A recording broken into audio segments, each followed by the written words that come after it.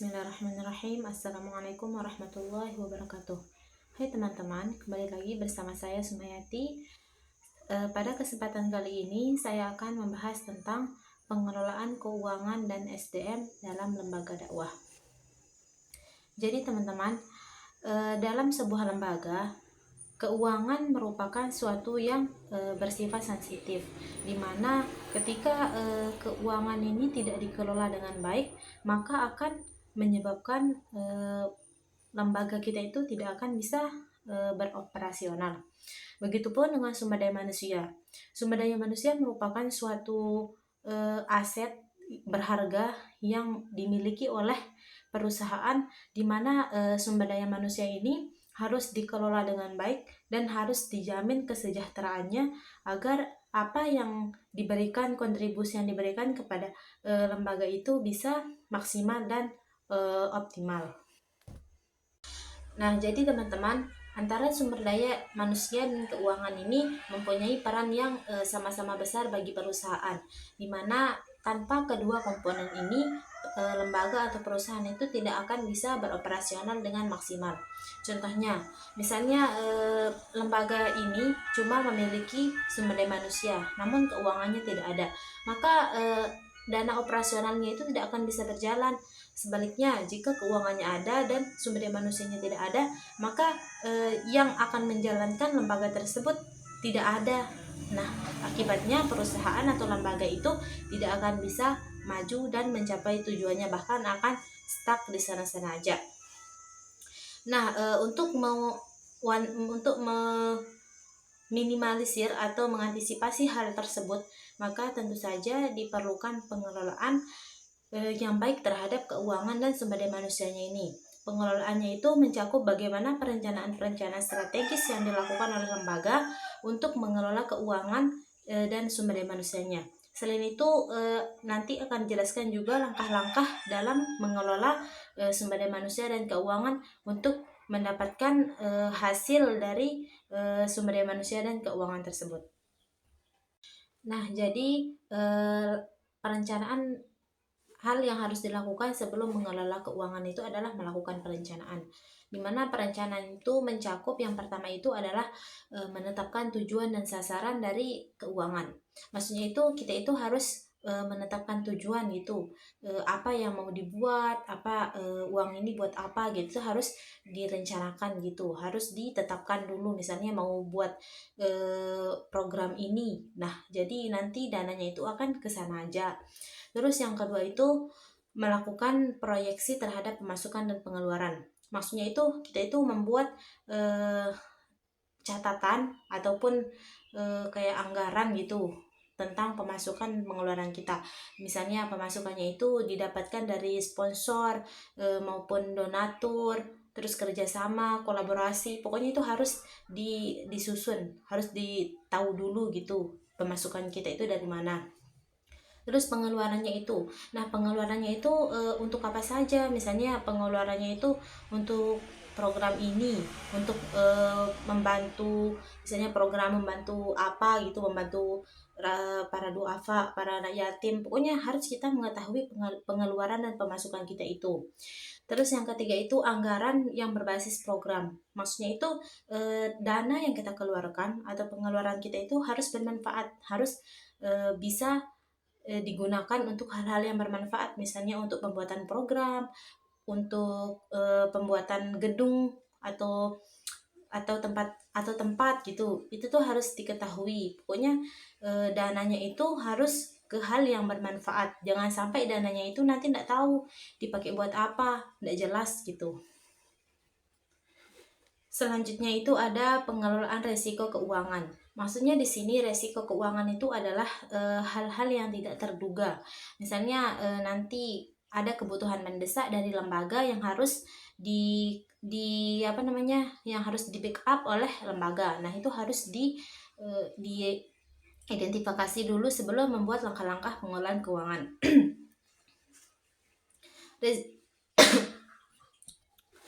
Resikonya itu seperti penyiapan dana darurat, terus penyiapan dana-dana seperti pendanaan untuk hal-hal yang mendesak, itu harus diketahui.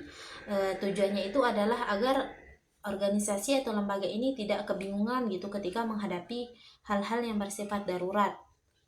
Misalnya terjadi kecelakaan terhadap anggota, ataupun misalnya rusaknya fasilitas sarana dan prasarana dalam lembaga, itu harus diantisipasi.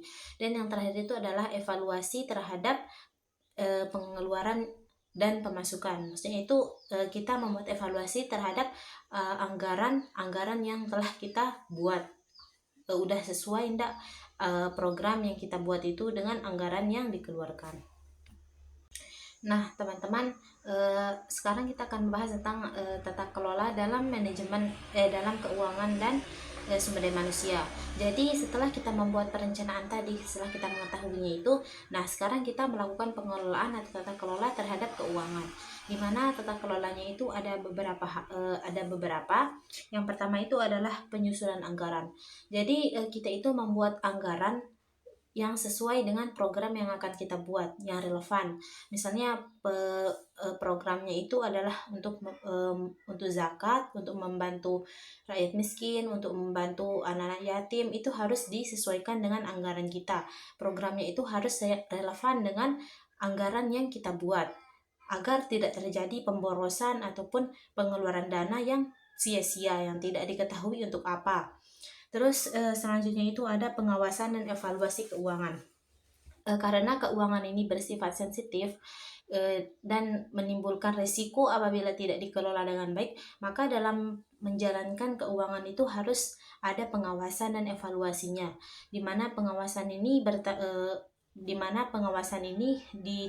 bertujuan untuk menjadikan orang yang mengelola keuangan itu bisa bertanggung jawab dan lebih hati-hati terhadap keuangan yang sedang dikelola.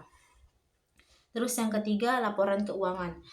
Setelah itu kita itu perlu untuk melakukan laporan keuangan. Misalnya laporan keuangan ini dilakukan setiap bulan ataupun setiap minggu, pokoknya harus ada gitu laporannya itu, agar para anggota ataupun para SDM yang ada dalam sebuah lembaga itu bisa saling percaya dan tidak terjadi hal-hal yang tidak diinginkan seperti korupsi, penggelapan dana, dan lain-lainnya.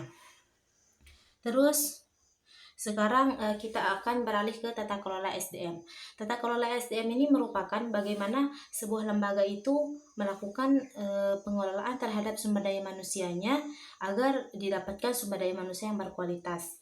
Nah, adapun beberapa langkah yang dapat dilakukan untuk mengelola sumber daya manusia itu, yang pertama itu adalah melakukan rekrutmen dan seleksi.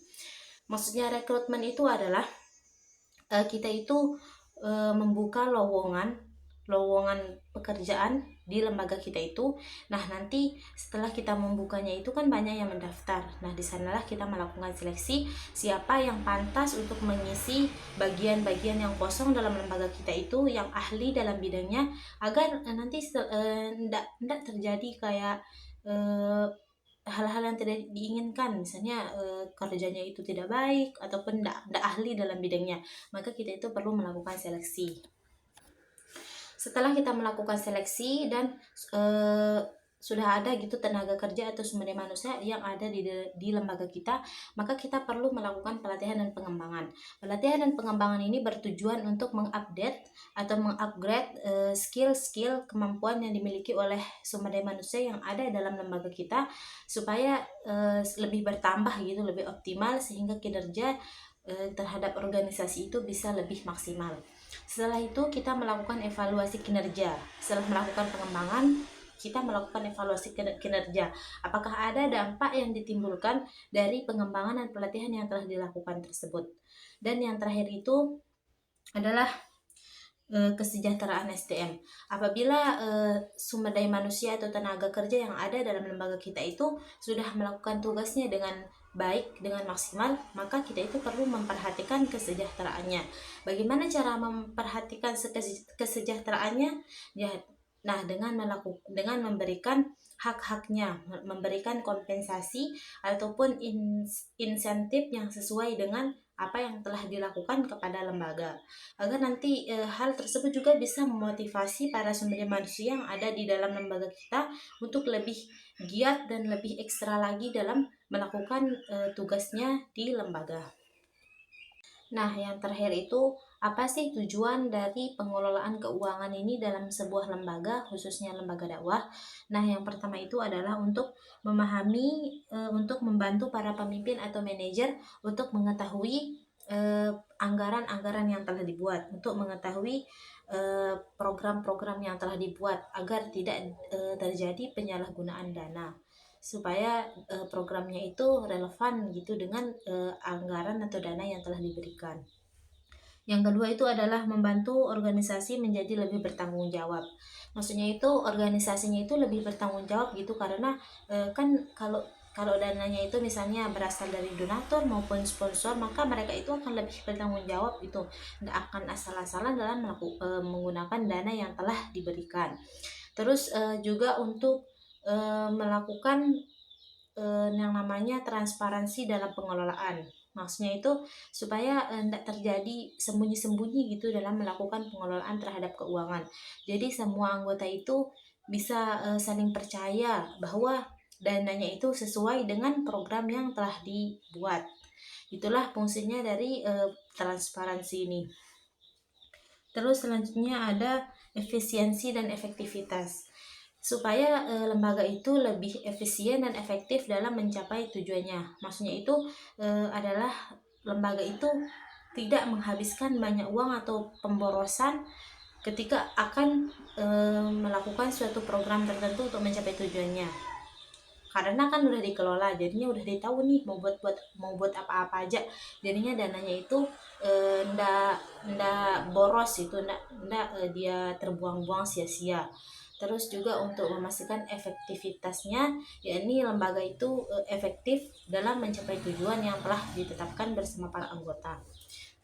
Mungkin hanya itu yang bisa saya sampaikan terkait dengan pengelolaan keuangan dan SDM dalam lembaga dakwah. Allahu a'lam bishawab. Wassalamualaikum warahmatullahi wabarakatuh.